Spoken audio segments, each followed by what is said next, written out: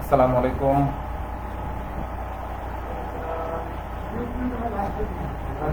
রানুস কলেজে অনলাইন ক্লাসে একাদশ ও দ্বাদশ শ্রেণীর সকল শিক্ষার্থীকে স্বাগত জানাচ্ছি। আজকে আমি তোমাদের গত ক্লাসের যে অসম্পূর্ণ লেকচারটা ছিল সেটা কমপ্লিট করবো। প্রিপোজিশনের উপর গত ক্লাসে যতটুকু আলোচনা হয়েছে সেখানে আমি কিছু টেকনিক দেখিয়েছিলাম। আজকে আমি বাকি টেকনিকগুলি দেখাবো তোমাদের এই স্লাইড শেয়ারিং এর মাধ্যমে। তো তোমরা খাতা কলম নিয়ে সবাই প্রস্তুত হয়ে যাও। আজকে কিছু এক্সারসাইজ করাবো তোমাদের। আলোচনার শেষ অংশে আমি কিছু এক্সারসাইজের ব্যবস্থা রেখেছি, সেই এক্সারসাইজে তোমাদেরকে সবার অংশগ্রহণ করতে হবে। সেক্ষেত্রে আমি তোমাদেরকে কিছু সময় দিব, সেই সময়ের মধ্যে এক্সারসাইজ কমপ্লিট করবা। কমপ্লিট করার পর আমি উত্তর দিব, সেই উত্তর তোমরা মিলিয়ে নিব। এই জন্য তোমাদের প্রথমেই বলছি যে তোমরা কাগজ কলম সাথে নিয়ে বসো। দ্বিতীয় হচ্ছে ইয়ারফোন ব্যবহার করো যাতে শব্দ শুনতে সুবিধা হয়।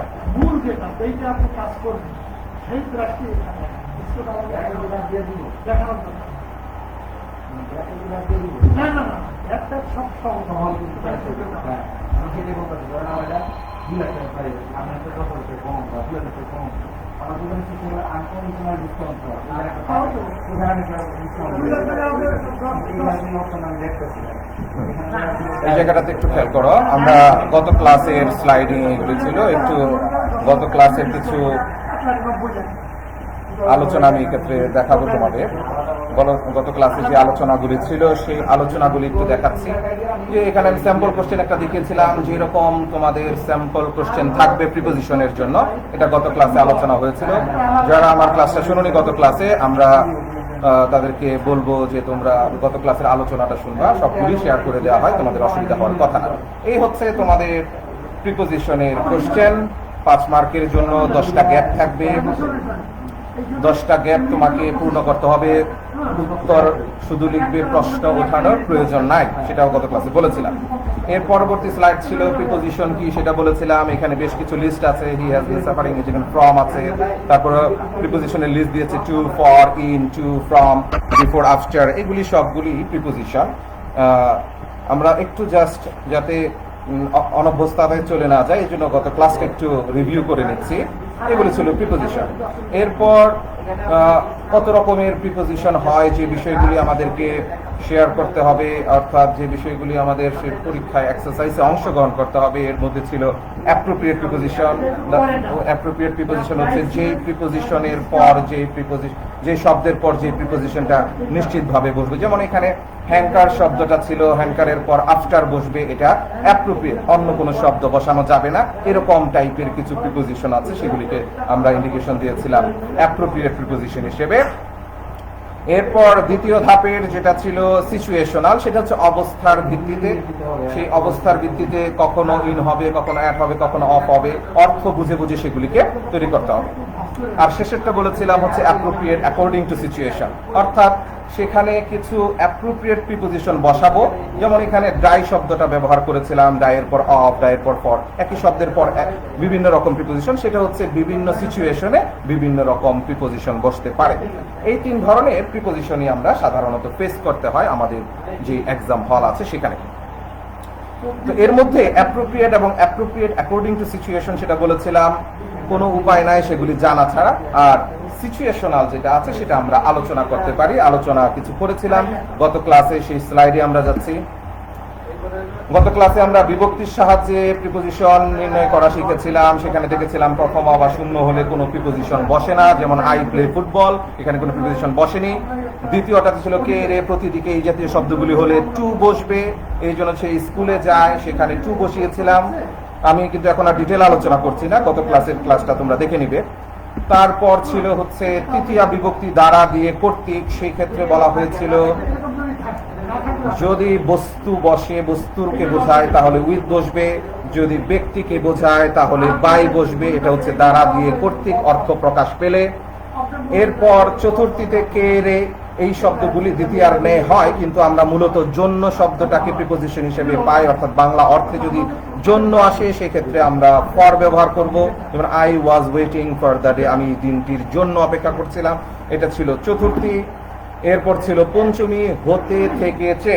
ফ্রম, সিন্স, দেন, এই শব্দগুলি আমরা বসাবো। যখন হতে থেকেছে এই কথাগুলি আসবে তখন আমরা বসাবো হচ্ছে ফ্রম, সিন্স, দেন। ফ্রম বসাবো, কোনো জায়গা হতে এরকম বোঝালে সকাল হতে বৃষ্টি হচ্ছে, এই যে একটা সময় বোঝাচ্ছে, এই জন্য হয়েছে সিন্স। যদি তুলনা বোঝায়, একজনের চেয়ে আরেকজন, চেয়ে শব্দটা আসলে হবে দেন। এক্ষেত্রে বলেছিলাম সিন্স এবং দেনে যে প্রিপোজিশন হতে পারে, এই এক্সাম্পল দেখলেই সেটা ক্লিয়ার হয়। এটা ছিল আমাদের পঞ্চমী বিভক্তি। ষষ্ঠী ছিল র এর।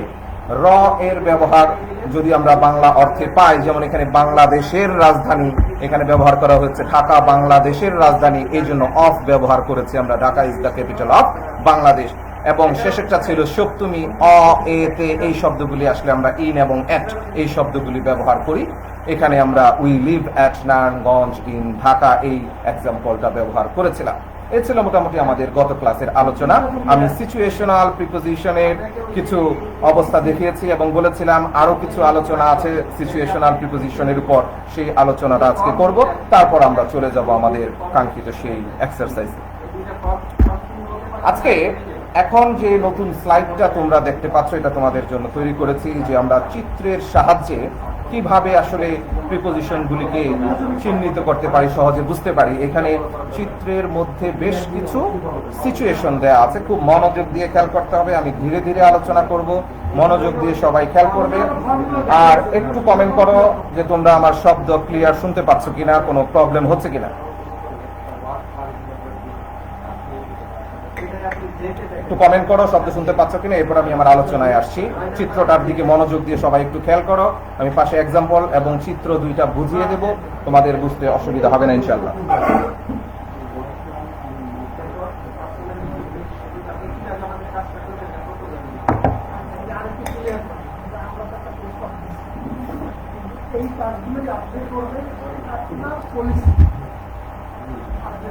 তো চিত্রের দিকে খেয়াল করো এবার সবাই।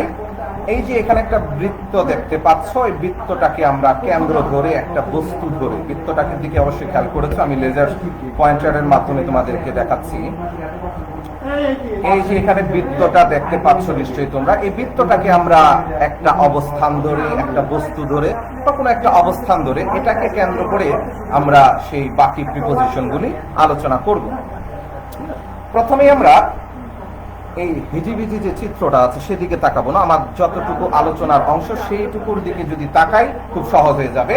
আমার প্রথম টার্গেটের যে অংশটুকু আছে সেটা হচ্ছে এই উপরের দিকে খেয়াল করো, একটা অ্যারো চিহ্ন দিয়ে, অর্থাৎ এই বস্তুটা, এটা একটা বস্তু, এখান থেকে উপরের দিকে গেলে কখন কোন প্রিপোজিশন বসবে সেই বিষয়টা আমি আলোচনার মাধ্যমে ক্লিয়ার করছি। খেয়াল করো এখানে উপরে, অর্থাৎ বস্তু থেকে উপরের দিকে গেছে, সেক্ষেত্রে অন বসতে পারে, ওভার বসতে পারে, আপ, অ্যাভাব, এগুলি সবগুলি বসতে পারে। অর্থাৎ উপর বোঝাতে অন বসতে পারে, ওভার বসতে পারে, আপ বসতে পারে, অ্যাভাব বসতে পারে। এখন প্রশ্ন হচ্ছে এগুলি আমরা কখন কোনটা বসাবো? যেহেতু সিচুয়েশনাল প্রিপোজিশন শেখাচ্ছি, এই চিত্র থেকে আমরা সিচুয়েশনগুলি ক্লিয়ার করে নেব। খেয়াল করো এখানে অন যে প্রিপোজিশনটা লেখা হয়েছে, দেখো বস্তুটাকে একদম স্পর্শ করা, হ্যাঁ, একদম আমার যে ইন্ডিকেশনটা দেয়া আছে, এখানে লাইনের যে দাগ দেয়াটা আছে, সেই ইন্ডিকেশনের অংশটুকু খেয়াল করো, একদম বস্তুটার উপরিভাগে স্পর্শ করে আছে এবং এখানে বলেছি তখন বসবে অন। অর্থাৎ কোনো বস্তু কোনো কিছুর উপরে যখন স্পর্শ করা অবস্থায় থাকে, আই রিপিট, যখন কোনো বস্তু অন্য কোনো বস্তুর উপর স্পর্শ করা অবস্থায় উপরের দিকে থাকে, এখানে খেয়াল করো স্পর্শ করে আছে, এই অংশটাকে আমি যদি ইন্ডিকেশন দেই যে এখানে একটা বস্তু, সেটাকে তাকে স্পর্শ করে আছে এবং স্থিতিশীল অবস্থায় আছে, নড়াচড়া করছে না, কোনো মুভমেন্ট নাই, সেক্ষেত্রে বসবে অন। এক্সাম্পল দেয়া আছে দেখো, the book is on the table. অর্থাৎ আমরা যখন কোনো টেবিলের উপর কোনো বই রাখি, সেই বইটা টেবিলের উপর স্পর্শ করা অবস্থায় থাকে, এই জন্য the book is on the table, on ব্যবহার করব। এটা একটা বুঝলাম। এবার ওভার কখন ব্যবহার করব? ওভার তখনই ব্যবহার করব যখন কোনো বস্তু স্পর্শ করা অবস্থায় নাই। খেয়াল করে দেখো এখানে এই গোল যে বৃত্তটা আছে সেটা হচ্ছে বস্তু, আর এখানে যে পয়েন্টার, আমার পয়েন্টারটা যেখানে আছে, এখানে যে পয়েন্টটা দেয়া আছে, এটা কিন্তু বস্তুর উপরে আছে, অর্থাৎ স্পর্শ করা অবস্থায় নাই, সেক্ষেত্রে বসবে ওভার। তবে এই ক্ষেত্রে শর্ত হচ্ছে চলমান বা গতিশীল। এটা ওভার কখন বসাবো? আমার যে বস্তু আছে সেই বস্তুতে স্পর্শ করা অবস্থায় নাই। এটা যদি একটা বস্তু হয়, আমার হাতের দিকে খেয়াল করো, এটা যদি একটা বস্তু হয় তার উপরের অংশটাকে বোঝাচ্ছে, স্পর্শ করা থাকলে হচ্ছে অন, স্পর্শ শেষ হয়ে গেল আর অন হবে না, কিন্তু সেটা মুভমেন্ট অবস্থায় থাকতে হবে, চলাচল করতে হবে, তাহলেই হবে ওভার। এক্সাম্পলের দিকে দেখো, the fan is moving over our head, অর্থাৎ ফ্যান আমাদের মাথার উপর ঘুরছে, সেটা তো আর আমার মাথায় স্পর্শ করা অবস্থায় নাই, কিন্তু চলমান অবস্থায় আছে। স্পর্শ করা অবস্থা নাই, মাথার উপরে আছে, কিন্তু চলমান অবস্থা, এই জন্য হয়েছে over. The fan is moving over our head, এটাও কিন্তু একটা সিচুয়েশন। এরপরে দেখো অ্যাবাব, আপটা একটু পরে আসবো, অ্যাবাবটাতে আমি আগে যাচ্ছি। অ্যাবাব কখন বসবে? এই যে ওভারের কথাটা বললাম, ওভারটা বসে হচ্ছে স্পর্শ করা অবস্থায় নাই কিন্তু চলমান। অ্যাবাব হচ্ছে একই রকম, স্পর্শ করা অবস্থায় নাই, দেখো উপরেই বোঝাচ্ছে, কিন্তু সেটা হচ্ছে স্থিতিশীল, অর্থাৎ স্টিল অবস্থায় থাকবে, নড়াচড়া করবে না। যেমন কি, the moon is above the sky, চাঁদটা আকাশে আছে। আমরা জানি চাঁদ নড়াচড়া করে না, পৃথিবী নড়াচড়া করে, তাহলে চাঁদ স্থির অবস্থায় আছে। The moon is above the sky, আকাশের উপর চাঁদ আছে, কিন্তু সেটা তো আর আমাদের পৃথিবীর সাথে স্পর্শ করা অবস্থায় নাই, এই জন্য এটাকে অ্যাভাব ব্যবহার করা হয়েছে স্থিতিশীল অর্থে। এরপর আরেকটা আছে উপর, আপ অর্থ উপর। এই যে অন, ওভার, আপ, অ্যাভাব সবগুলি অর্থই কিন্তু উপরে। এবার আসি আমরা আপ কখন ব্যবহার করব। এটাকে বলেছে গতিশীল। গতিশীল কিন্তু এটা হচ্ছে চলমান অবস্থা, অর্থাৎ এখান থেকে শুরু করবে, এর উপর দিয়ে যাবে, কোন একটা কিছুর উপর দিয়ে যাওয়া। এক্সাম্পলের দিকে খেয়াল করো, দা লেখা আছে এখানে, একটু কারেকশন হবে, দে ran up the hill।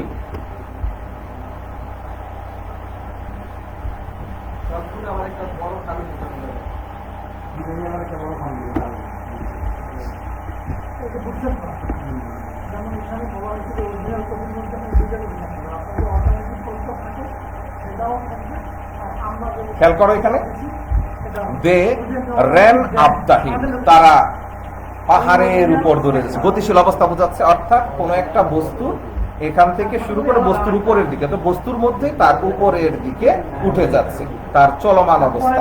সিঁড়ির উপর ওঠাও বোঝাচ্ছে, এখানে পাহাড়ের উপর ওঠা বোঝাচ্ছে, যে ran up the hill, তারা দৌড়ে পাহাড়ের উপর উঠছে, এই যে গতিশীল অবস্থা বোঝাচ্ছে। হ্যাঁ, এটাই হয়েছে আপ। এটা স্পর্শ করা থাকলেও কোনো সমস্যা নাই, কারণ পাহাড়ের উপর কিন্তু স্পর্শ ছাড়া তো আর দৌড়ে উঠতে পারবে না। এটা এই যে আপটা যেটা আছে সেটা কিন্তু স্পর্শ করা অবস্থায় থাকলেও সমস্যা নাই। এটা বুঝতে পেরেছ? ওভার হচ্ছে স্পর্শ ছাড়া, কিন্তু আপ হচ্ছে স্পর্শ সহ কিন্তু গতিশীল, উপরের দিকে উঠছে। এই চারটা হচ্ছে উপরের দিকে। এবার আমরা চলে যাব সরাসরি নিচের দিকে। যে নিচে বোঝাতে আমরা বেশ কিছু শব্দ ব্যবহার করি। এখানে সেরকম একটা শব্দ আসবে, বেশ কিছু শব্দ আসবে। এখানেও আমরা বস্তুটাকে কেন্দ্র করেই সেই অবস্থানগুলিকে ব্যাখ্যা করব। খেয়াল করো, এখানে বস্তুটা আছে একদম স্পর্শ করা অবস্থায়। খেয়াল করেছো নিশ্চয়ই, স্পর্শ করা অবস্থায় আছে। এখানে যেরকম অন, স্পর্শ করা অবস্থায় ছিল, অর্থাৎ কোন বস্তুর নিচে যখন কোন বস্তু স্পর্শ করা অবস্থা থাকে, এখানে আমার টার্গেটেড বস্তু হচ্ছে, মনে করো এই হাতটা, আমার হাতের দিকে একটু খেয়াল করো, আর এটা হচ্ছে আমার বস্তু, এই বস্তুর নিচে এই বস্তুটা স্পর্শ করা অবস্থায় আছে, তখন বসবে হচ্ছে বেনেথ। এক্সাম্পল কি? এক্সাম্পলের দিকে গেলে ক্লিয়ার হবে। খেয়াল করো, the mobile is beneath the pillow, the mobile is beneath the pillow, অর্থাৎ আমরা অনেক সময় দেখবা যে আমরা ঘুমানোর সময় বালিশের নিচে মোবাইল রেখে দিই, যদিও এটা অস্বাস্থ্যকর একটা ব্যবস্থা, কখনোই বালিশের নিচে মোবাইল রাখা ঠিক না। এখানে মেসেজটাও দিয়ে দিলাম, সাথে আমাদের এক্সাম্পলও ক্লিয়ার হয়ে যাবে। সেক্ষেত্রে আমরা বিলো শব্দ ব্যবহার করি, আসলে বিলো শব্দটা এই ক্ষেত্রে খুব বেশি প্রযোজ্য হবে না। এটা আবারও বলছি, যেহেতু আমরা প্রিপোজিশন শিখছি, সঠিক নিয়মে প্রিপোজিশন শিখছি, এই জন্য আমার পরীক্ষার হলে আমরা কিভাবে ব্যবহার করব, প্রশ্নপত্রে কিভাবে ব্যবহার করব, সেই এক্সাক্ট বিষয়টা আমাদেরকে শিখতে হবে। তো এখানে বলেছি যে বেনেথ অর্থ নিচে, বিলো অর্থ নিচে, আন্ডার অর্থ নিচে। কিন্তু কখন কোনটা বসবে? যদি স্পর্শ করা অবস্থায় কোনো কিছু নিচে থাকে সেক্ষেত্রে বসবে বেনেথ। যেমন আমরা বালিশের নিচে যখন মোবাইলটা রাখি তখন মোবাইলটা বালিশকে স্পর্শ করে তার নিচেই অবস্থান করছে, তখন হয়ে যাবে the mobile is বেনেথ the pillow, এই জন্য বেনেথ বসেছে। এবার দ্বিতীয় যেটা আছে বিলো, বিলো কখন বসবে এটা খেয়াল করো একটু। বিলো কখন বসবে? বিলো বসবে তখনই, খেয়াল করো এখানে আরেকটা বস্তুর চিহ্ন আমি এঁকেছি, আরেকটা বস্তু এঁকেছি যে কোনো কিছুর নিচেই কোনো কিছু নিচেই বোঝাচ্ছে এবং সেটা স্থিতিশীল অবস্থায় কিন্তু স্পর্শ করে নাই। আমরা যদি এই বড় বৃত্তটার সাথে এই ছোট বৃত্তটার একটু তুলনা করি তাহলে দেখব যে এই বৃত্ত থেকে এই বৃত্তের অবস্থান একটু নিচের দিকে, একটা বৃত্ত থেকে বা একটা বস্তু থেকে আরেকটা বস্তুর অবস্থান একটু নিচের দিকে, স্পর্শ করা অবস্থায় নাই। এরকম হলে বিলো বসবে, স্থিতিশীল। এক্সাম্পলে ক্লিয়ার হয়ে যাচ্ছে বিষয়টা। সেখানে খেয়াল করো, the questions are below the passage. আমরা পরীক্ষায় অনেক প্যাসেজ পাই এবং সেটার প্যাসেজ পড়ে প্রশ্ন উত্তর করতে হয়। ফার্স্ট পেপারে নিশ্চয়ই তোমরা সেগুলি দেখো। তো সেখানে প্রশ্নগুলি কোথায় দেয়া থাকে? একটা প্যাসেজ দেয়া থাকে, প্যাসেজের শেষ এরপর নিচের অংশে, অর্থাৎ প্যাসেজের থেকে নিচে তার অবস্থান, এই জন্য সেটাকে বিলো ব্যবহার করি। এক্ষেত্রে কিন্তু যদি পজিশন হয়, কেউ ঊর্ধ্বতন কর্মকর্তা তারপর নিম্ন কর্মকর্তা, সেক্ষেত্রেও কিন্তু বিলো বোঝাচ্ছে। অর্থাৎ কারো অবস্থান যদি কারো অবস্থানের থেকে নিচে হয়, সেটা ওই প্রশ্নপত্রে যেরকম প্যাসেজের পর প্রশ্ন আছে সেটাও তার অবস্থান নিচে, এই জন্য হয়েছে বিলো। সেক্ষেত্রে মানুষের যদি কোনো পজিশন নিচে হয় সেক্ষেত্রেও আমরা বিলো ব্যবহার করবো এবং এটা স্থিতিশীল অবস্থায় সাধারণত থাকবে। তাহলে তোমরা ওই প্রশ্নের দিকে যদি খেয়াল করো বুঝে যাবা, প্রশ্ন ফার্স্ট পেপারের প্রশ্নের মধ্যে প্যাসেজ দেয়া থাকে, তার নিচে প্রশ্ন দেয়া থাকে, অবশ্যই প্যাসেজের নিচেই যেহেতু প্রশ্নগুলি থাকে সেক্ষেত্রে বিলো ব্যবহার করা হয়। গেল বিলো। এবার আন্ডার শব্দটাকে আমরা কখন ব্যবহার করব? আন্ডার এই শব্দটা স্থিতিশীল বা গতিশীল দুই ক্ষেত্রেই বোঝানো যায়। সেটা স্থিতিশীল হলেও হবে, গতিশীল হলেও হবে। এক্ষেত্রে বিলোর সাথে একটু প্যাচ লেগে যেতে পারে, এতে কোনো সমস্যা নাই। আমরা স্বাভাবিকভাবে যখন গতিশীল বোঝাবো তখন আমরা আন্ডার বসাবো, আর যদি স্থিতিশীল বসে সেক্ষেত্রে বিলো বসাবো। এখন আমি কেন এখানে স্থিতি এবং গতি লিখে রেখেছি, অনেক সময় তোমরা পাজেলড হয়ে যেতে পারো, স্যার তো বলেছে শুধু গতি হলে আন্ডার হয় আর স্থিতিশীল হলে বিলো হয়। এটা আন্ডারের বেলায় দুইটাই প্রযোজ্য, এই জন্য তোমরা যাতে কনফিউজ না হও সেই জন্য বলে রেখেছি। তবে তোমরা স্বাভাবিকভাবে যখন ব্যবহার করবে গতিশীল অবস্থার ক্ষেত্রে আন্ডার ব্যবহার করলে কোনো সমস্যা নাই, আর এমনিও যদি স্থিতিশীল অবস্থায় আন্ডার ব্যবহার করো খুব বেশি সমস্যা হবে না। যেমন এক্সাম্পলে দিয়েছি, the cat is under the table. এখন the cat is under the table, এখানে কিন্তু আমি স্থিতিশীল অবস্থা বোঝাচ্ছি, বিড়ালটি টেবিলের নিচে। এখানে কিন্তু অনেকটা বিলোর মতো। কিন্তু যদি প্রশ্ন আসে এরকম, বিড়ালটি টেবিলের নিচে দৌড়াচ্ছে, বিড়ালটি টেবিলের নিচে দৌড়াচ্ছে, এই ক্ষেত্রে বিলো এবং আন্ডারটা ক্লিয়ার করে নাও এক্সাম্পলের মাধ্যমে। এখানে the cat is under the table, এটা কিন্তু স্থিতিশীল অবস্থা বোঝাচ্ছে, হ্যাঁ স্থিতিশীল অবস্থা বোঝাচ্ছে। কিন্তু যদি এরকম হয় বিড়ালটি টেবিলের নিচে দৌড়াচ্ছে, তাহলে এক্সাম্পলটা কি হবে? The cat is running under the table, the cat is running under the table. এই ক্ষেত্রে বিলো আর আন্ডারের সমস্যাটার কথা খেয়াল করো।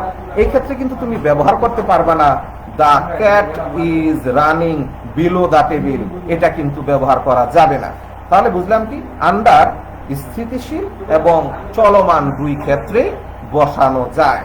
আরেকবার বলছি, the cat is running under the table ব্যবহার করা যাবে, the cat is under the table এটাও ব্যবহার করা যাবে, কিন্তু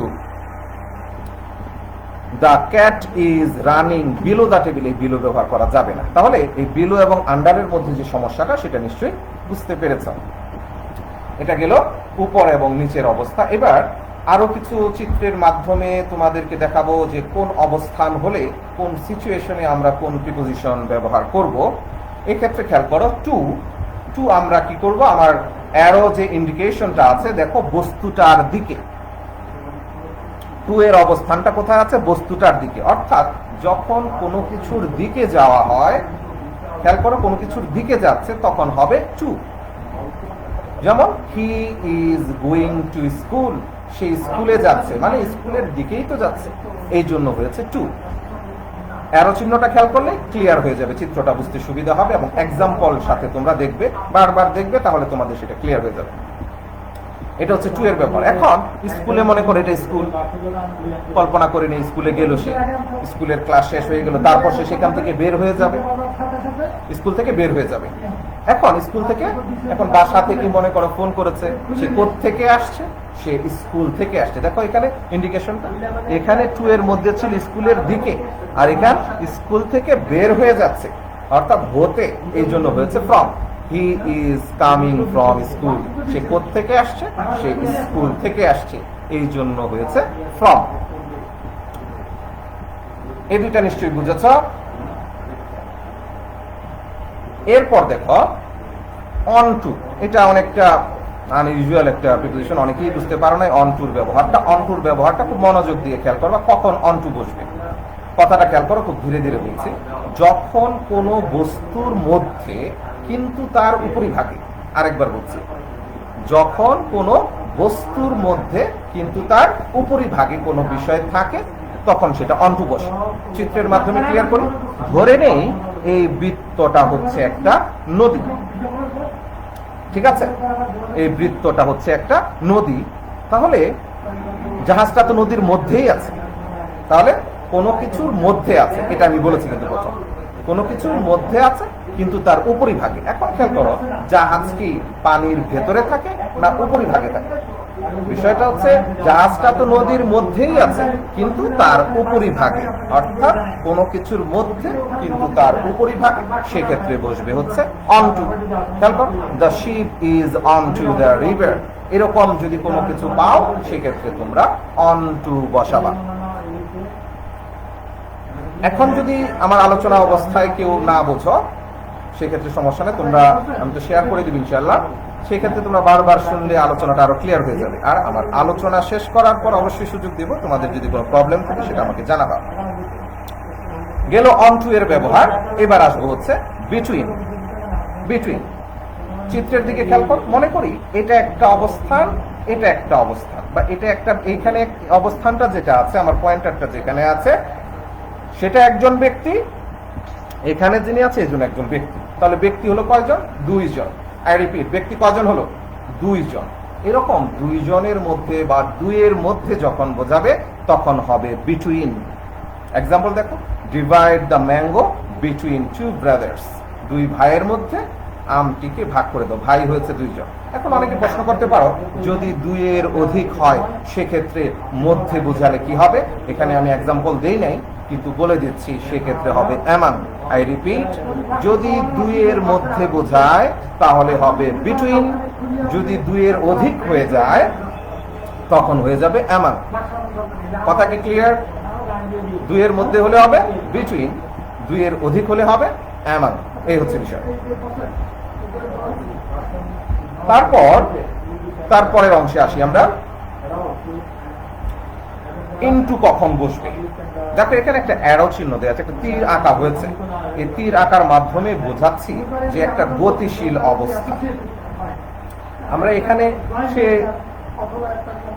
এই পর্যন্ত, কিন্তু দেখো এই টু এর মধ্যে ছিল স্কুলে যাওয়া পর্যন্ত অবস্থা, ঠিক আছে, স্কুলে যাওয়া পর্যন্ত। তীর কিন্তু স্কুলের ভেতরের দিকে চিহ্ন দেয় নাই, আর এখানে খেয়াল করো একই অবস্থা আছে কিন্তু তীরের শেষ অংশটা আছে স্কুলের ভেতরে, অর্থাৎ সে স্কুলকে অতিক্রম করে স্কুলের ভেতরেও চলমান অবস্থায় আছে।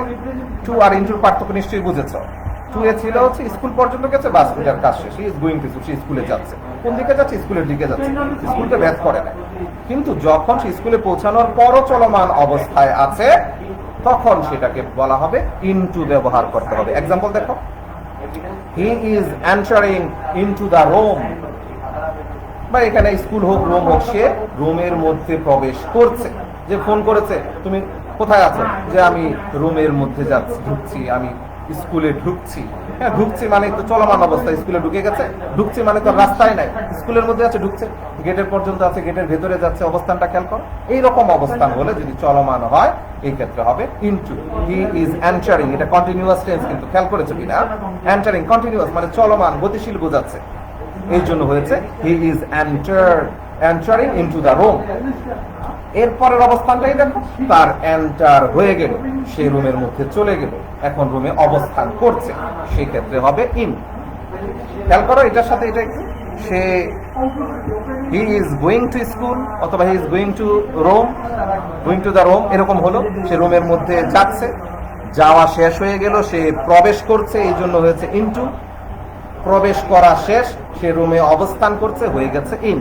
দেখো, he is in the room, সে রুমের মধ্যে অবস্থান করছে, সে রুমে অবস্থান করছে, এই জন্য হয়েছে হি ইজ ইন দ্য রুম। এই অবস্থানটা নিশ্চয়ই বুঝতে পেরেছ। এরপরের চিত্রের দিকে খেয়াল করো, আউট অফ। আউট অফটা কখন বসবে সেটা খেয়াল করো। আউট অফ, দেখো এই যে রুমের মধ্যে সে ঢুকলো, to into in out of, এটা কিন্তু একটা ধারাবাহিক প্রক্রিয়া। সে রুমে প্রবেশ করছে, রুমে প্রবেশ, স্কুলে যাচ্ছে, হ্যাঁ, বা রুমের দিকে যাচ্ছে, টু হয়েছে।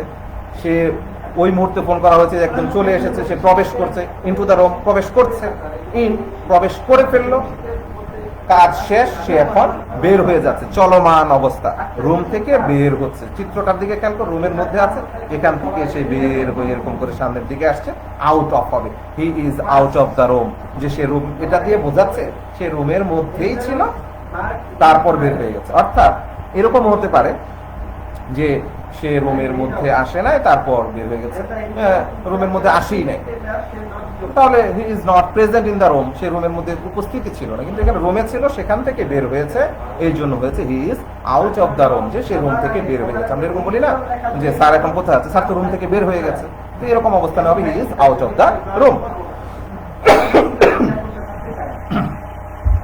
তারপর অ্যাক্রস। অ্যাক্রস শব্দটা কখন ব্যবহার হবে? যখন মনে করি যে এটা একটা নদী, নদীর এই পার থেকে ওই পারে কেউ যাবে, নদীর এক পার থেকে আরেক পারে যাবে, সেক্ষেত্রে আমরা ব্যবহার করব অ্যাক্রস। আড়াআড়ি, খেয়াল করে দেখো চিত্রটা, একদম এইখান থেকে এই পর্যন্ত বরাবর যাচ্ছে, বরাবর যাচ্ছে মানে আড়াআড়ি হচ্ছে, এই জন্য অ্যাক্রস, সরাসরি পার হচ্ছে। খেয়াল করেছো? এই যে আমার লেজার পয়েন্টটা যেখানে আছে, সরাসরি দেখাচ্ছে অ্যাক্রস, তাহলে কি হবে? সে নদী পার হয়ে এই পার এসেছে, হি কেম অ্যাক্রস দ্য রিভার, সে নদী পার হয়ে এই পার এসেছে, বরাবর পার হয়েছে। আমরা যেরকম বন্দর ঘাটে পার হয়ে বরাবর পার হয়ে যায়, এটা হচ্ছে অ্যাক্রস। আর এখানে খেয়াল করো, থ্রো শব্দটা ব্যবহার করেছে, থ্রোর জন্য অনেকগুলি চিত্র ব্যবহার করেছে। দেখো অনেকগুলি তীরের মতো আছে এখানে, এখানে হ্যাঁ রাউন্ড আকারে আছে, অর্থাৎ কোনো কিছুর মধ্য দিয়ে যখন যাওয়া, সেটা নির্দিষ্ট বরাবর কোথাও না। এখানে যেমন অ্যাক্রস বরাবর গেছে এরকম না, এখানে হতে পারে, এখানে হতে পারে, এলোমেলো ভাবে হেঁটে যখন কোনো কিছুর মধ্য দিয়ে আরেকটা অবস্থায় যায়, তখন সেটা ব্যবহৃত হয় থ্রো।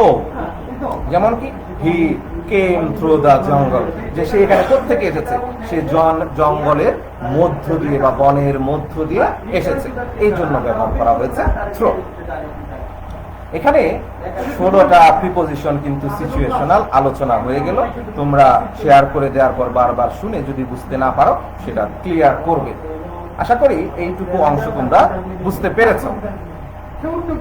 এখন এই পর্যায়ে আমি তোমাদেরকে একটু সুযোগ দিচ্ছি, যদি কারো কোনো প্রশ্ন থাকে এই পর্যায়ে আমাকে তোমরা করতে পারো, আমি তারপর এক্সারসাইজের দিকে যাব। কারো কোনো প্রশ্ন আছে নাকি আমি পরবর্তী অংশে চলে যাব? তোমাদের যে এক্সারসাইজের অংশ আছে সেখানে যাব, তোমরা আমাকে একটু বলো।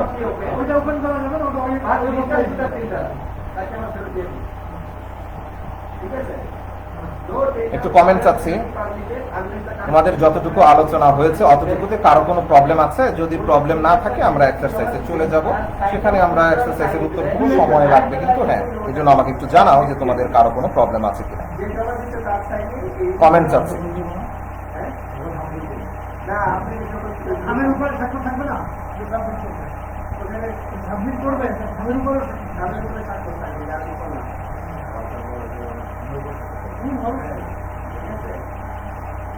একটু কমেন্ট করো। এখানে প্রণীতা আছো, তারপর আনিকা আছো, আরো ফারহান আছো। তোমরা কি আমার যতটুকু আলোচনা হয়েছে মোটামুটি বুঝতে পেরেছো? পুরোপুরি না বুঝলেও অসুবিধা নাই, তোমরা আবার আলোচনাটা শুনলে বারবার শুনলে ক্লিয়ার হয়ে যাবে। আর আমরা এক্সারসাইজ যখন করবো সেই এক্সারসাইজের মাধ্যমে সেটা আরো ক্লিয়ার হবে। কারো কোনো প্রবলেম? আমরা কি পরবর্তী ধাপে যাব, এক্সারসাইজে যাব? তো আমাকে জানাও।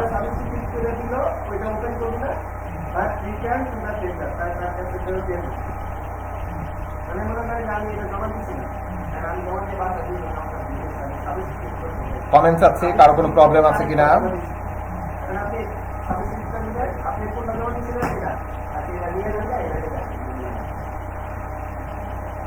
আচ্ছা, থ্রোটা যেটা বলেছিলাম, যে থ্রো আমি অ্যাক্রস যেটা বলেছি সেটা হচ্ছে একদম লম্বা লম্বা। এখানে আমার হাতে দিয়ে খেয়াল করো, যদি আমরা একদম এই পাশ থেকে এই পাশে যাই, একদম বরাবর চলে গেলাম, তখন হবে অ্যাক্রস।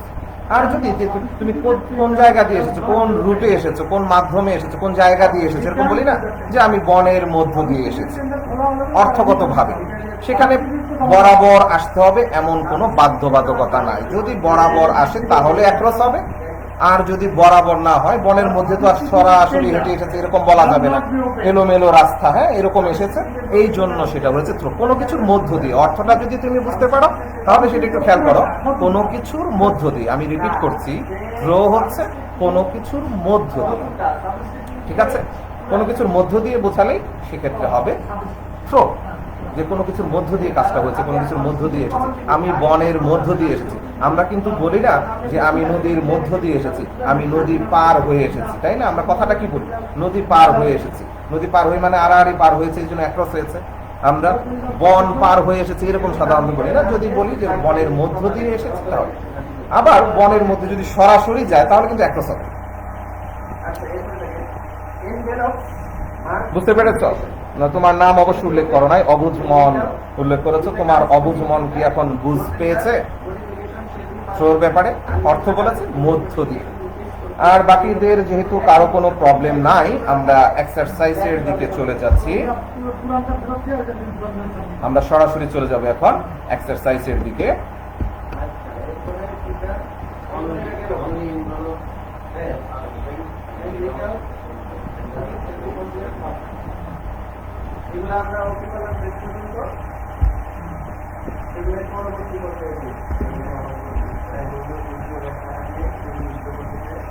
এখানে খেয়াল করো, তোমাদের জন্য একটা এক্সারসাইজ দেওয়া হয়েছে, এক্সারসাইজ অন লাইভ ক্লাস। তোমাদের এই লাইভ ক্লাসের জন্যই এই এক্সারসাইজটা তৈরি করা হয়েছে। অর্থাৎ তোমরা অনেক কিছু শিখো, আমরা ক্লাসে কিন্তু এক্সারসাইজ করাই। আমরা যখন ক্লাসে ক্লাস করাই, একটা বিষয় বোঝানোর শেষে কিছু এক্সারসাইজ করতে হয়। তোমরা এখন প্রিপোজিশনের মোটামুটি আলোচনা হয়েছে, আমি গত ক্লাসে বলেছিলাম। আলোচনা শুনতে শুনতে তোমরা খাতা কলম নিয়ে রেডি হয়ে যাও, প্রশ্নের দিকে খেয়াল করো। এক্সারসাইজ অন লাইভ ক্লাস, হ্যাঁ, টাইম 10 মিনিট, 10 মিনিট সময় দেওয়া হলো। সময় শুরু হলো এখন, তোমাদের ঘড়ির দিকে তাকাও, ঠিক এখন সময় শুরু হয়েছে। ঠিক 10 মিনিট পর আমি তোমাদেরকে এটা মিলিয়ে দেবো। আর যদি এর আগে হয়ে যায় আমাকে কমেন্ট করবা, আমি তোমাদেরকে উত্তর বলে দিব। এবং এটা করা শুরু করে দাও, তোমরা এক্সারসাইজ শুরু করে দাও সবাই। এখানে যে প্রশ্নটা তোমরা দেখতে পাচ্ছ, এই প্রশ্নটা সলভ করা শুরু করে দাও। এবং সলভ করতে করতে কিছু কথা আমি বলি সেটা কেন প্রয়োজন আছে। আমরা স্বাভাবিক যে ক্লাসগুলি করি সেখানে ফ্রুটফুল হয় কিভাবে, যদি আমরা এক্সারসাইজ করি। এবং এখানে কিন্তু একটা এক্সারসাইজ দেওয়া হয়েছে, অনলাইন ক্লাস এটাকে ফ্রুটফুল করতে হলে আমাদের স্বাভাবিক ক্লাসের যে ধারা সেটা এখানে নিয়ে আসতে হবে। এই জন্য আমি এক্সারসাইজ এখানে প্রেজেন্ট করেছি। তোমরা এখন থেকে আমি যে ক্লাসগুলি নেব সেখানে একটা অংশ সবসময় এক্সারসাইজ থাকবে, সেই এক্সারসাইজগুলি তোমরা করবে, আমি সাথে সাথে উত্তর করব, উত্তর মিলিয়ে দেবো। তাহলে আমাদের ক্লাসের যে মূল টার্গেট, আমরা সরাসরি যে ক্লাসগুলি করি সেটার মতোই কিন্তু এই ক্লাসটা হয়ে যাচ্ছে। অতএব সবাই খাতা কলম নিয়ে উত্তর তৈরি করো। অলরেডি 2 মিনিট পার হয়ে গেছে, আর 8 মিনিট বাকি। সবাই নিশ্চয়ই বুঝতে পারছো? খাতা কলম নিয়ে উত্তর করো। তোমাদের উত্তর করা শেষ হলেই, সময় শেষ হলে পরেই আমি সাথে সাথে উত্তরগুলি বলে দিব ব্যাখ্যা সহ, তারপর আজকে আমাদের ক্লাস শেষ হবে। আর এর মধ্যে কারো কোনো যদি প্রশ্ন থাকে, এই এক্সারসাইজ করা অবস্থায় শুধুমাত্র উত্তর জিজ্ঞেস করা ছাড়া যদি কারো কোনো প্রশ্ন থাকে, কোনো প্রবলেম থাকে, কোনো কিছু জানার থাকে, তোমরা আমাকে কমেন্ট করে জানাতে থাকো এবং এক্সারসাইজ করতে থাকো।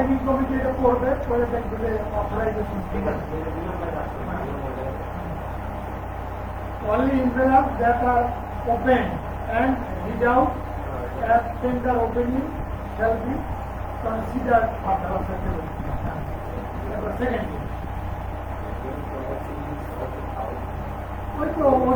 কারো কোনো কমেন্ট থাকলে করো। এইমাত্র যারা জয়েন করলা তাদের জন্য বলছি যে আমরা এতক্ষণ আলোচনা করেছি, গত ক্লাসের ধারাবাহিকতায় প্রিপোজিশন নিয়ে আলোচনা হয়েছে। আলোচনার মোটামুটি একটা অংশে আমরা পৌঁছেছি। গত ক্লাসে বলা হয়েছিল তোমরা অ্যাপ্রোপ্রিয়েট প্রিপোজিশনগুলি বই দেখে দেখে আস্তে আস্তে শিখে ফেলবে, কারণ সেটা অর্থ বুঝে না শেখা ছাড়া আর কোনো উপায় থাকে না, ওগুলির কোনো নিয়ম নাই, জানতে হবে। আর সিচুয়েশনালের যে নিয়মগুলি আছে, গত ক্লাসে বিভক্তির মাধ্যমে কিছু নিয়ম দেখিয়েছিলাম, আজকে চিত্রের মাধ্যমে কিছু নিয়ম দেখানো হয়েছে। এগুলি যদি তোমরা মোটামুটি খেয়াল করো এবং প্র্যাকটিস করতে থাকো তাহলে দেখবা যে প্রিপোজিশন অনেকটাই ক্লিয়ার হয়ে গেছে।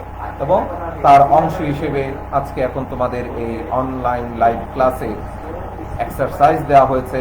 10 মিনিটের মতো সময় দেওয়া হয়েছে, অলরেডি প্রায় 5 মিনিটের মতো পার হয়ে গেছে। তোমরা এর মধ্যেই উত্তরটা করে ফেলবা এবং তোমাদের যদি উত্তর শেষ হয়ে যায় আমাকে কমেন্ট করবা, আমি সাথে সাথে তোমাদের উত্তরটা যে সলভ আছে সেক্ষেত্রে আমি তো সরাসরি তোমাদের খাতাগুলি এই মুহূর্তে দেখে দিতে পারছি না, এই জন্য আমি উত্তর করব, উত্তরের সাথে মিলিয়ে নিবা। তখন দেখবা যে তোমাদের কোন অঙ্কটাতে কি ভুল হয়েছে সেটা ধরতে পারছো এবং সেভাবেই প্র্যাকটিস করতে থাকবে, ইনশাল্লাহ আর সমস্যা থাকবে না।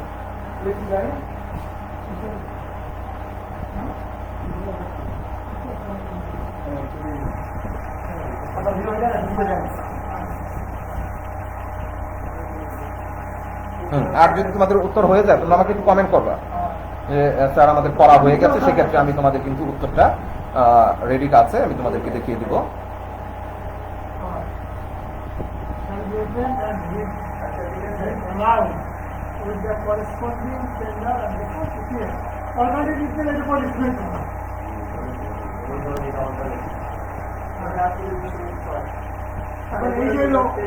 কমেন্ট আছে, যদি উত্তর হয়ে যায় কমেন্ট করবা, আর কারো কোনো প্রবলেম থাকলেও কমেন্ট করবা।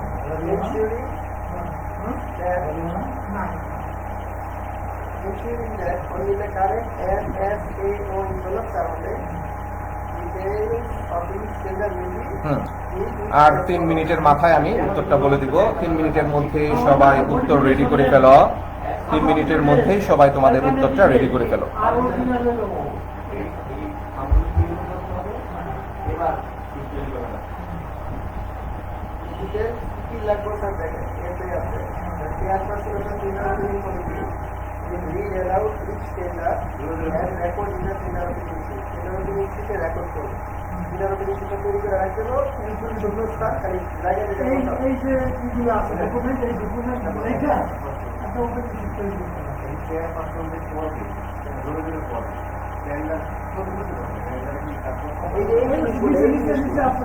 প্রশ্নটা নিশ্চয়ই বুঝতে পারছো সবাই, ক্লিয়ার তো সবার কাছে নিশ্চয়ই প্রশ্নটা?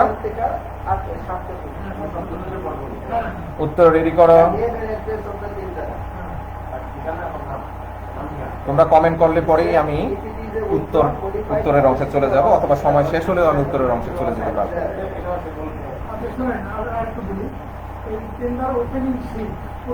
আর এই মাত্র যারা জয়েন করেছো আবারও বলছি, যদি তোমাদের কারো কোনো প্রশ্ন থাকে আমাকে প্রশ্ন করতে পারো। প্রশ্ন সলভ করার আগে যদি কোনো প্রশ্ন থাকে সেক্ষেত্রে তোমরা প্রশ্ন করতে পারো, আমি উত্তর দিব।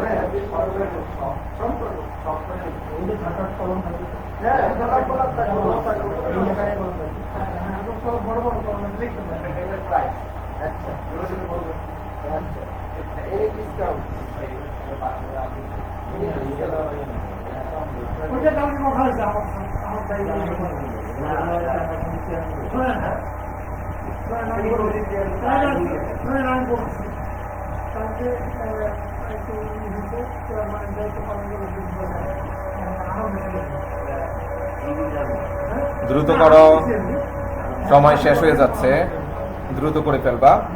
পরীক্ষার হলেও চেষ্টা করবা 10 মিনিটের মধ্যেই মোটামুটি প্রিপোজিশনটা আনসার করার জন্য, কারণ তোমাদের সেকেন্ড পেপারে অনেকগুলি আইটেম তোমাদেরকে অংশগ্রহণ করতে হয়, সেক্ষেত্রে সময়টাকে যদি সেভ করা যায় সেক্ষেত্রে তোমাদের যে রাইটিং পার্ট আছে সেক্ষেত্রে অনেক সময় পাবা এবং সুন্দর করে গুছিয়ে লিখতে পারবা। এর জন্য এখন থেকেই প্র্যাকটিস করবা যাতে 10 মিনিটের মধ্যে প্রিপোজিশনটা মোটামুটি আনসার করা যায়। সাবস্টিটিউট আর অরিজিনাল টেন্ডার এটা বলতে হবে, এটা লিখতে হবে। টেন্ডার প্রাইস বলতে হবে, এটা তো আপনি একেবারে বড় হাতে বলে এনি ডিসকাউন্ট, ডিসকাউন্ট তো ওখানে আমাদের ঘর নাই।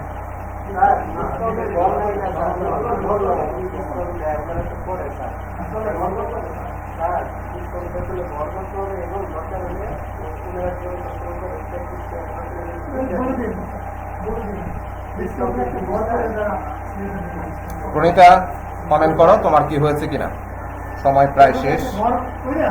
প্রণীতার কি কমপ্লিট করা হয়েছে? প্রণীতা কমপ্লিট হয়েছে তোমার?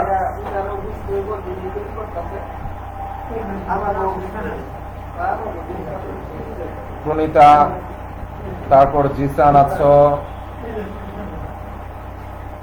ফারহান আছো, আনিকা আছো, অবুজমন আছো, যারাই আছো সবার নাম বললাম না, যারা আছো তোমরা আমাকে একটু কমেন্ট করে জানাও আমি উত্তরের দিকে যাব কিনা, তোমাদের যদি শেষ হয়ে থাকে। আর 1 মিনিট বাকি আছে তোমাদের নির্ধারিত যে 10 মিনিট সময়ে 1 মিনিট বাকি আছে, এর মধ্যে আমি উত্তরে চলে যাব।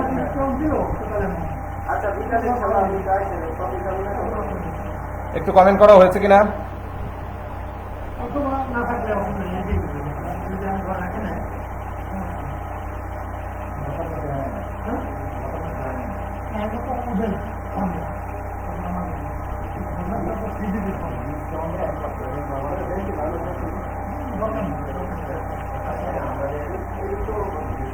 হ্যাঁ, তোমাদের সময় শেষ, এবার খাতা নিয়ে বসে যাও, খাতার সাথে আমার উত্তর মিলিয়ে নাও। এখানে সুবিধার্থে তোমাদের প্রশ্নটাও পাশে রেখেছি, সাথে উত্তর দেওয়া আছে, আনসার টু দ্য এক্সারসাইজ, এই এক্সারসাইজের উত্তর। আমি বলেছিলাম যে অর্থ করতে না পারলে প্রিপোজিশন করা যাবে না, তো এখানে আমি অর্থ করে করে কিভাবে সেই উত্তরগুলি আলোচনা করছি এবং কোন সিচুয়েশনে কোনটা বসছে সেগুলি সবই আমি কিন্তু উত্তরের ডান পাশে লিখে রেখেছি। উত্তরের দিকে তাকাও। Complete the text with suitable preposition, যেই প্রশ্নটা ছিল সেটা। University should never be made dash mechanical organisation, এইটুকুর অর্থ আগে করি। বিশ্ববিদ্যালয়গুলির উচিত না একটা যান্ত্রিক প্রতিষ্ঠানে পরিণত হওয়া। যদি এরকম অবস্থা বোঝায় যে এক অবস্থা থেকে আরেক অবস্থা, ইউনিভার্সিটি হবে একদম স্বাভাবিক সাবলীল এবং প্রয়োজনীয় যে শিক্ষা সেটা দেয়া, সেটা যদি একটা যান্ত্রিক প্রতিষ্ঠানে রূপান্তর হয় তাহলে সেটা উচিত হবে না, এটা বলছে। তাহলে এক অবস্থা থেকে আরেক অবস্থা এরকম হলে দেখো কি লিখেছি এখানে, এ নাম্বার উত্তরের মধ্যে লিখেছি হচ্ছে ইনটু। কখন বসবে? অবস্থার পরিবর্তন, অর্থাৎ এক অবস্থা থেকে যখন আরেক অবস্থার পরিবর্তন হয় তখন বসবে ইনটু। এখানে মেকানিক্যাল অর্গানাইজেশন, এটাতে পরিণত হতে দেওয়া যাবে না, অর্থাৎ ইউনিভার্সিটির যে স্বাভাবিক কার্যক্রম সেটা থেকে মেকানিক্যাল অর্গানাইজেশন, দুইটা অবস্থানের কথা বলা হচ্ছে, এই জন্য বসেছে ইনটু। এটা কিন্তু সিচুয়েশনাল বা অর্থগত, সবকিছুই যে চিত্রের মাধ্যমে আসবে এরকম না, অর্থগত কারণে এটা আরেকটা নতুন অবস্থা বা সিচুয়েশন আমরা শিখলাম, যে এক অবস্থান থেকে আরেক অবস্থার যখন পরিবর্তন হয় সেটাকে আমরা ইনটু ব্যবহার করব। Dash dash collecting and distributing knowledge, এই যে মেকানিক্যাল অর্গানাইজেশন করা যাবে না কিসের জন্য? কালেক্টিং অ্যান্ড ডিস্ট্রিবিউটিং নলেজ, জ্ঞান অর্জনের ক্ষেত্রে এবং জ্ঞান দানের ক্ষেত্রে। কোনো ক্ষেত্রে কোনো অবস্থার জন্যই করা যাবে না। জ্ঞান অর্জনের জন্য অথবা ডিস্ট্রিবিউটিং এর জন্য, জন্য কথাটা আসছে এখানে। দেখো আমরা যে বিভক্তির আলোচনা করেছিলাম চতুর্থী বিভক্তিতে কিন্তু আমরা জন্য কথাটা পাই, জন্য বা নিমিত্তে, সেখানে বলেছিলাম জন্যটাই বেশি উপযুক্ত হবে। এই জন্য বা চতুর্থী বিভক্তি আসার কারণে আমরা কিন্তু আলোচনা থেকে পেয়ে যাচ্ছি ফর হয়েছে জন্য শব্দটা আসার কারণে। তারপর ড্যাশ দিন, একটু আগেই বলেছি কোনো কিছুর মধ্য দিয়ে অর্থ প্রকাশ পেলে, এখানে অবুঝমন আমাকে প্রশ্ন করেছিল যে স্যার থ্রো বুঝিয়ে দেন, এখানেও ক্লিয়ার হয়ে যাবে। কোনো কিছুর মধ্য দিয়ে যখন কোনো কিছু করা হয়, অর্থাৎ এই যে বিশ্ববিদ্যালয়গুলি আছে এগুলির মধ্য দিয়ে মানুষ কিছু একটা করবে, তাই না? People should offer their intellectual hospitality, মানুষের যে বুদ্ধিদীপ্ততা আছে সেটার আতিথেয়তা করবে। অর্থাৎ ইউনিভার্সিটির মাধ্যমে শিক্ষকরা তাদের যে বুদ্ধি আছে, জ্ঞান আছে, সেটা আরেকজনকে দিবে। কিসের মধ্য দিয়ে? ইউনিভার্সিটিগুলির মধ্য দিয়ে। এই জন্য থ্রো সি নাম্বারে বসেছে। থ্রো লেখা আছে মধ্য দিয়ে অর্থে। থ্রোর ব্যবহারটা নিশ্চয়ই বুঝেছ। দেয়ার ওয়েলথ ড্যাশ মাইন্ড, তাদের মনের যে সম্পদ আছে চুয়াদাস, অর্থাৎ শিক্ষকদের মনের যে সম্পদ আছে। কথাটা কি বলেছে একটু খেয়াল করো। মনের ষষ্ঠী যে বিভক্তি আছে সেখানে বলেছিলাম র এর হলে হবে অফ। ষষ্ঠী বিভক্তি র এর হলে হচ্ছে ষষ্ঠী বিভক্তি এবং র এর শব্দটা আসলেই হবে অফ। তাহলে এখানে কি এসেছে? তাদের মনের যে সম্পদ আছে, মনের এই যে এর এসেছে বা র এসেছে, এই জন্য ডিতে বসেছে অফ। এই যে সিচুয়েশনগুলি এতক্ষণ আলোচনা করলাম, দেখো আমাদের প্র্যাকটিক্যাল জায়গায় কিন্তু সেগুলি প্রয়োগ করা যাচ্ছে। এভাবে প্রয়োগ করা শিখতে হবে এবং প্রয়োগ করা শিখতে হলে তোমাকে অবশ্যই অর্থ করতে হবে। আমি যেভাবে এখন অর্থ করছি।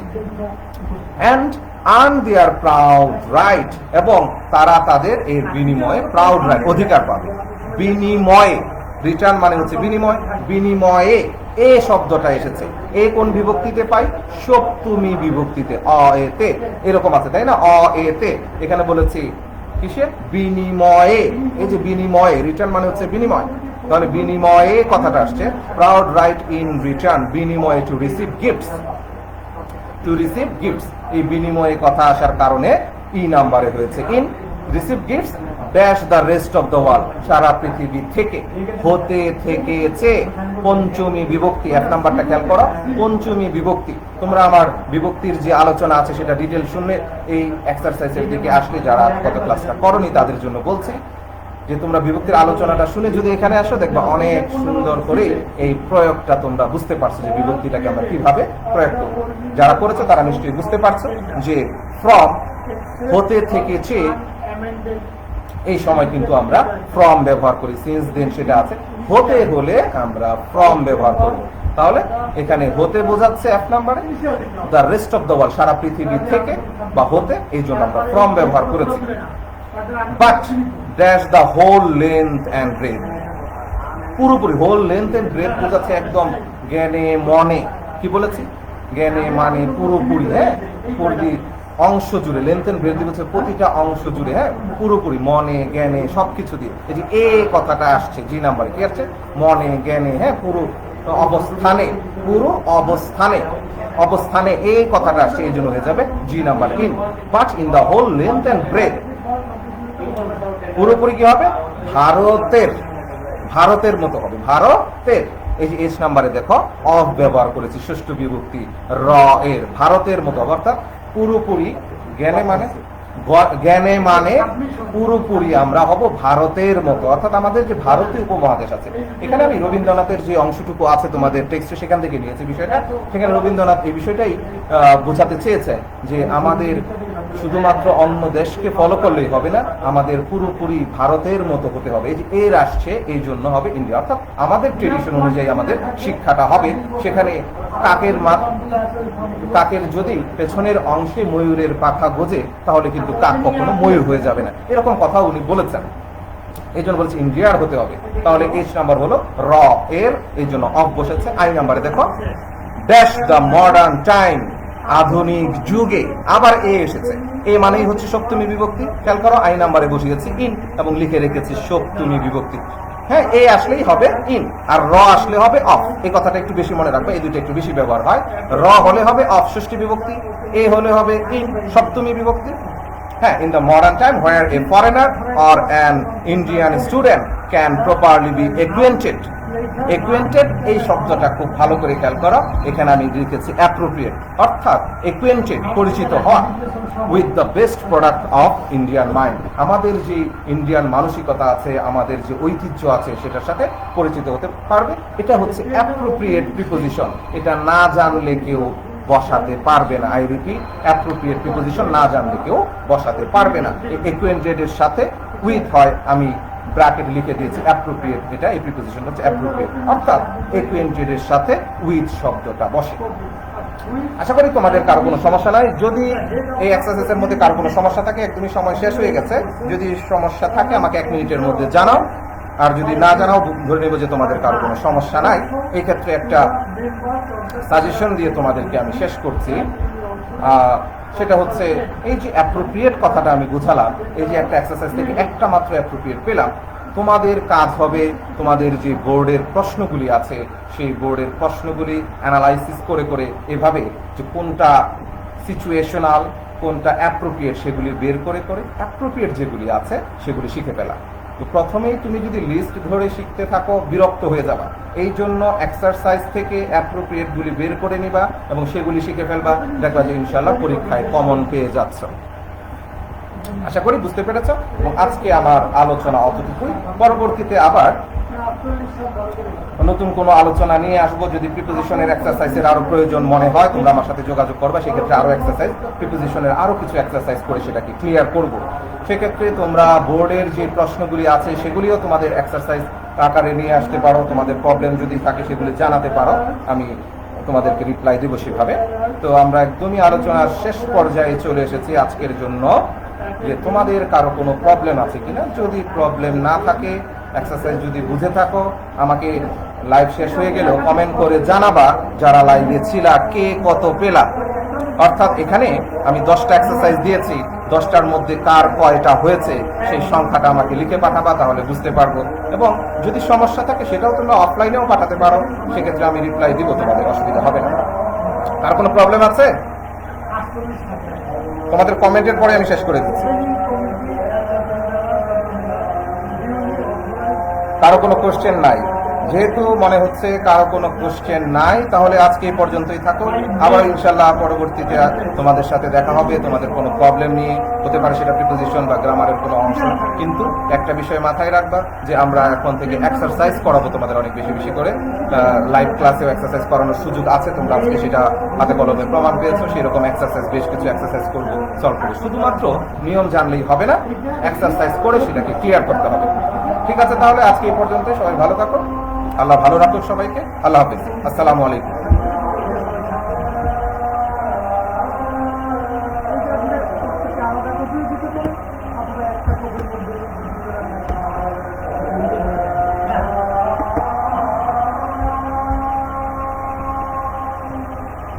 Yeah.